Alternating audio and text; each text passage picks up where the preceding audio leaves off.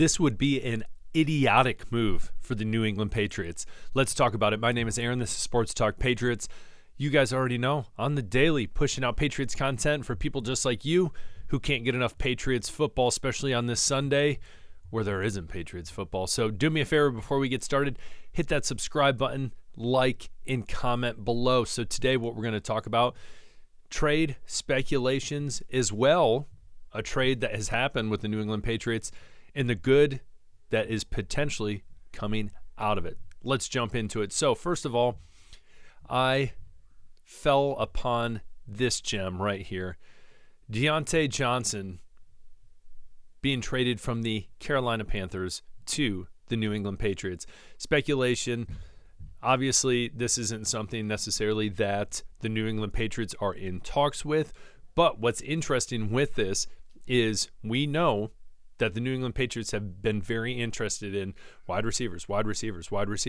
Again, that begs us to ask the question, why weren't you saying offensive lineman? Because clearly that is the struggle spot. Again, I don't think wide receivers are the issue with this team. The ball needs to have time to get out. The Patriots need an offensive line, as simple as that. But what's funny with this article is whoever wrote this is oblivious and must not really care for the Patriots because it's just hilarious. Deontay Johnson, don't get me wrong, he says at one point on most team could be a number one wide receiver. I'm not going to argue that. Back in 2021, which was a while ago technically, he had 107 catches, almost 1,200 yards. It was a Pro Bowl season for him. And then he was traded to the Panthers. So here's the thing, though. What has Deontay Johnson done since then? The Panthers were in such desperate need for wide receivers last year. They had Adam Thielen, and I bet you most people that's the only person they could say was in that wide receiving core. They drafted a wide receiver this year. So why in the world would the New England Patriots want a guy notorious for coming into locker rooms and being toxic and who has not done anything in years? What would that do? What would that accomplish? What would that help? Nothing. Absolutely nothing. Again, if anyone is going to be traded and come to the Patriots, it needs to be offensive line at this point. Again, I think there are pieces on the offense. Again, Jacoby Brissett, he's a set piece. He's there for just a little bit, and then he's gone. Easy enough. Okay, Drake May in the waiting there. Wide receiver, there's a lot of potential. Polk needs to get the ball more. Pop, we've seen him play. Last year, did great when that wide receiver core was really bogged down with injury and dealing with different quarterbacks. It was rough. Pop has potential.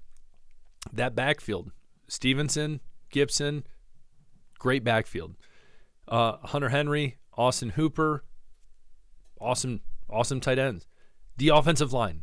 So if there's anything, and I know we talked about some defensive players yesterday, potentially the Patriots could go after, but again, I am just reiterating. I am standing on my soapbox right now.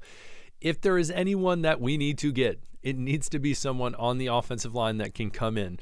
Again, if you are watching any games today, the Denver Broncos are not a great football team, but they are playing well right now against the Buccaneers and most likely going to win that game. Again, the game's not over right now, so they could blow it just like last year. They blew it against, I think it was the Dolphins last year, or Bears, someone, or no, it was vice versa, Bears, Broncos, something like that. Anyways, I digress. The Patriots, with a hard schedule, could still potentially go out if they salvage an offensive line and win some games.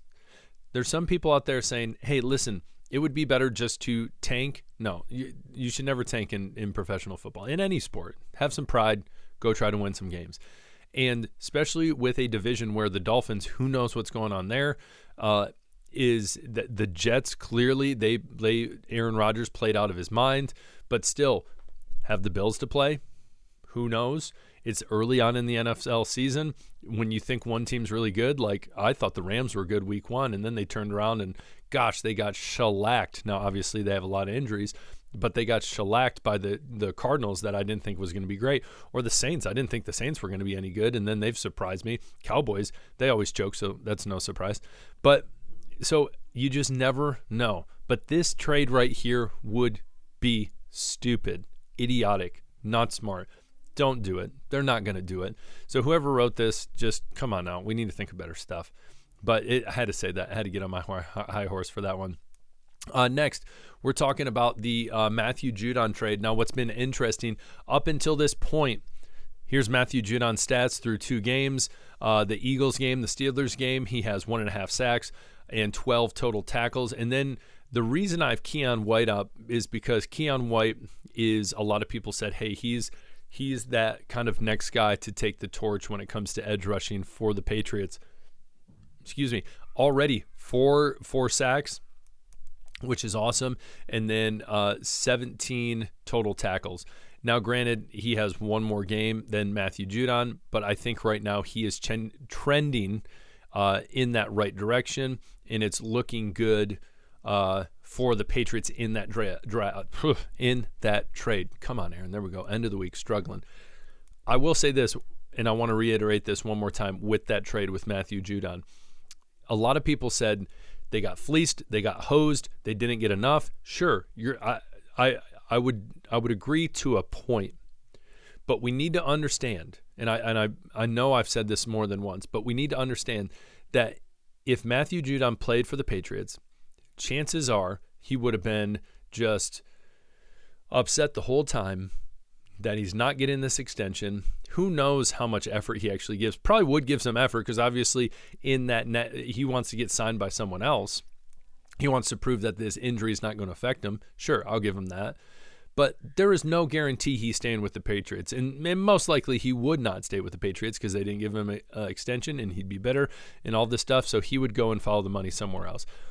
In that scenario, the New England Patriots get absolutely nothing. The only thing they get is Matthew Judon for the whole year, probably muttering stuff under his breath during practice and being better the whole season. So 3rd round pick. Hopefully the Patriots can take that and turn that into something. We will see. Again, when it comes to, first of all, when it comes to this trade, are you happy with it? Do you think it's trending towards the right direction in the sense of Keion White, I think, is the answer? What are your thoughts? Comment below. And then when it comes to just trades in general, I know we talked about offensive line. I know a lot of people who have commented, hey, these are guys who are still free agents that we could pick up, and there is cap space. So what are we doing? Again, could we go get someone? Again, if we spend less time on talking to these wide receivers, it's very possible we could have had a offensive line that didn't seem like it was put together at a junkyard. So, and again, there's some great guys on there. I'm not going to say that, but it's just young guys, inexperienced guys. It's rough. So that being said, comment below. I appreciate you guys. On your way out, hit that subscribe button. That'd mean the world to me. Hit that like, comment below. My name's Aaron. This is Sports Talk Patriots. We'll talk later. Peace.